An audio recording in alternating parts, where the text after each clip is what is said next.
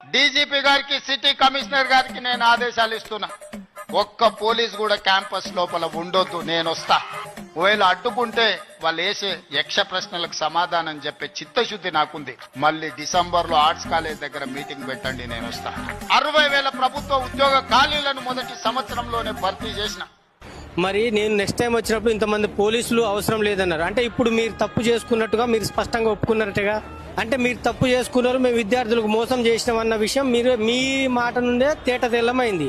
మేము ఖాళీలను గుర్తించి ఆర్థిక శాఖ నుంచి క్లియరెన్స్ తీసుకొని మేము నోటిఫికేషన్లు ఇస్తాం, ఆ ప్రాసెస్ జరుగుతుంది. మరి ఇంతకు ముందు మీరు 60,000 ఇచ్చామన్నారు కదా, మరి ఏ ఆర్థిక శాఖ నుంచి మీరు క్లియరెన్స్ తీసుకున్నారు?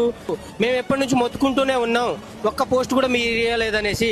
గత ప్రభుత్వం ఇచ్చిన దానికే మీరు ఒక నోటిఫికేషన్ పత్రాలు ఇచ్చారు అంతే తప్ప ఒక ఖాళీలను గుర్తించి ఒక ఆర్థిక శాఖ నుంచి క్లియరెన్స్ చేసి ఒక్క పోస్ట్ కూడా మీరు రిలీజ్ చేయాలనేసి మీ నోట నుంచి మీరే స్పష్టంగా చెప్పారు రేవంత్ రెడ్డి గారు. అక్రమంగా దౌర్జన్యంగా బందోబస్తుగా 20,000 మంది పోలీసులతోటి దాడులు చేస్తారేమోని, విద్యార్థి నాయకులు అడ్డుకుంటారేమోని, విద్యార్థులు అడ్డుకుంటారేమోని భయపడుకుంటా రావాల్సిన సందర్భం ఏమొచ్చింది? బలహీనుడైన ముఖ్యమంత్రి ఎవరైనా ఉన్నాడంటే సీఎం రేవంత్ రెడ్డి గారు మాత్రమే ఉన్నారన్న.